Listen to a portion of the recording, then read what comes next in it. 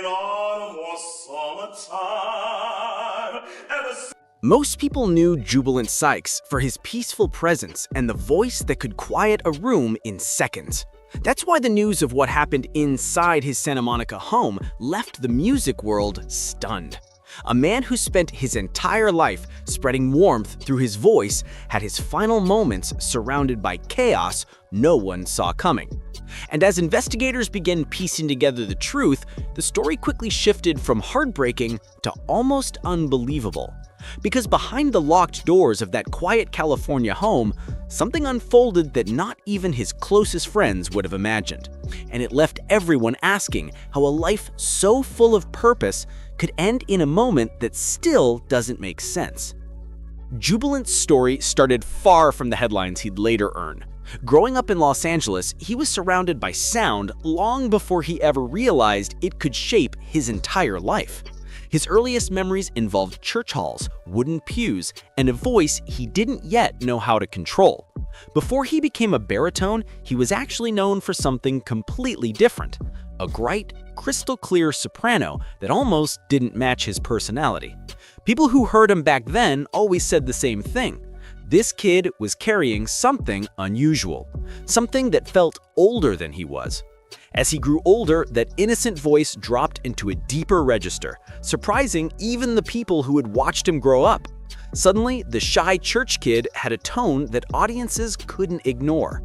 The shift didn't just change his sound, it shaped the path he would eventually walk.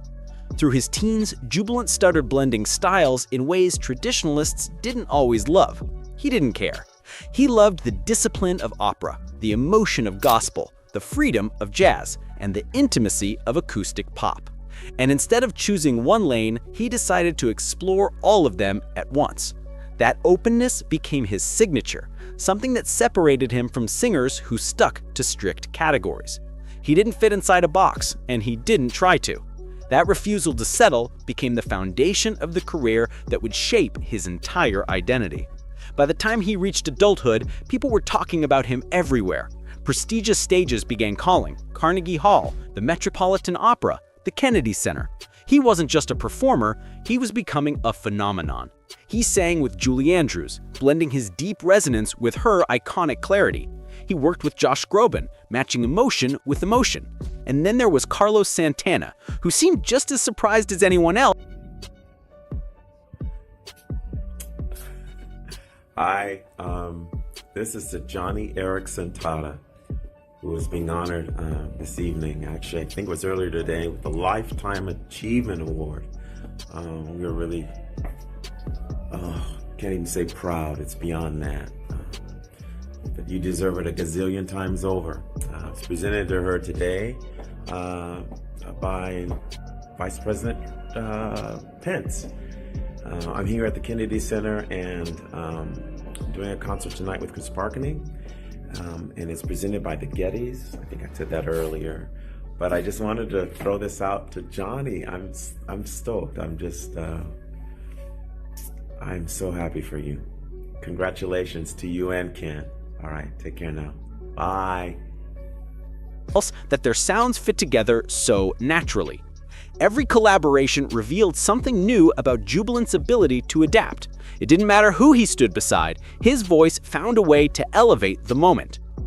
His major breakthrough came when he took on a leading role in Leonard Bernstein's Mass, a performance that would earn him a Grammy nomination. Suddenly, he wasn't just admired, he was officially recognized as one of the most versatile baritone voices in the country. For many artists, that kind of achievement becomes the peak of their career. But for Jubilant, it was just one chapter. He continued performing, teaching, mentoring, and bringing emotional depth to stages around the world. And the people who worked with him always said the same thing. He had a calm spirit, a gentleness that made even the most stressful moments feel manageable. But what most people didn't realize was that Jubilant had been juggling more than music for a long time. Behind the scenes, his life was far more complicated than the public ever saw. Friends often spoke about the weight he carried, the pressure of expectations, the demands of constant travel, and the personal responsibilities that rarely made it into interviews. Over the last few years, quiet whispers began spreading through certain circles about tension within his family. Nothing dramatic, nothing confirmed, just comments here and there about stress that seemed to follow him off stage. Some said he tried to handle everything alone, never wanting others to worry. Others believed he'd been struggling to keep harmony in a household that didn't always feel peaceful. These weren't facts, just unverified conversations shared among people who noticed small changes in him. But looking back now, those subtle shifts feel heavier.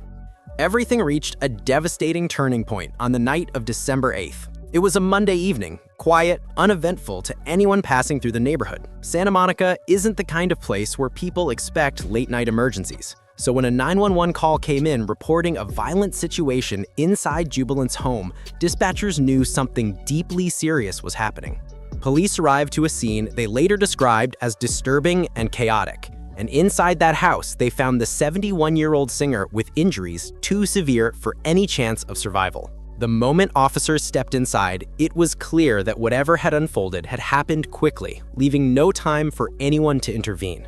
News of his passing spread instantly. Fans, colleagues, and institutions reacted with disbelief. How could someone so calm, so balanced, end up at the center of such a tragic event?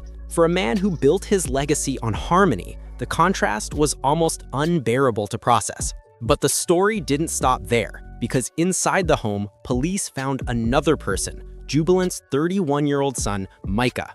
Officers took him into custody without a struggle, describing him as detached and confused. Authorities announced he was being held on suspicion of involvement, though no official motive was released. That single detail sent shockwaves far beyond the music world.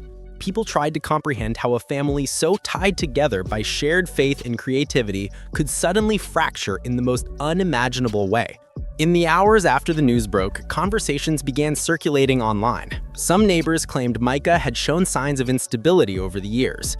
Others said they had occasionally heard concerning sounds coming from the home, though none of this has been confirmed by investigators. A few social media posts from people who claimed to know the family hinted at long-standing tension between father and son, but again, nothing official has been released. These comments remain speculation, unverified pieces of a story still unfolding. Even so, they paint a picture of a family dealing with quiet struggles the public never saw. Authorities have stayed unusually silent about the details, which only adds to the mystery.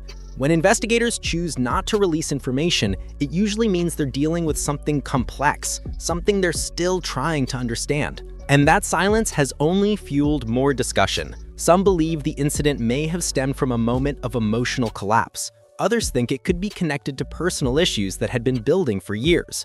Right now, there's no confirmed explanation, leaving fans and observers to piece together fragments while waiting for official updates. As more people learned what happened, tributes began pouring in. Colleagues described Jubilant as warm, kind, and transformative. Opera houses, churches, and musical institutions honored him, reminding the world of everything he contributed. For many, he wasn't just a performer. He was a guide, a mentor, a reminder of what it looks like to blend spirituality with artistry. His voice wasn't just sound. It was emotion, story, and presence.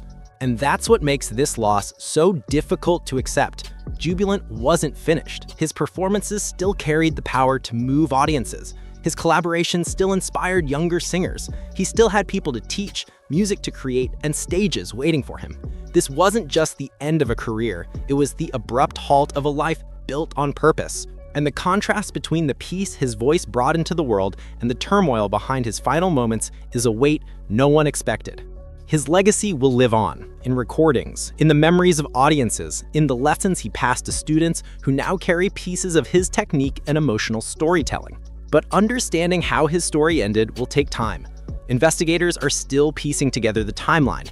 Fans are still processing the loss, and the unanswered questions continue to hover over everything. What really happened in that house? What led to a night that changed everything? And how does a man who devoted his life to spreading hope end up caught in a moment so full of pain? No one has those answers yet, but one thing is certain. Jubilant Sykes left behind a legacy bigger than the tragedy that ended his life. He spent decades reminding people that music could bridge divides, heal wounds, and reveal hidden truths. And even now, especially now, that message feels more important than ever. As the investigation continues, one thought lingers. Sometimes the people who give the most light carry the heaviest shadows, and the stories behind their smiles are far more complicated than we ever imagine.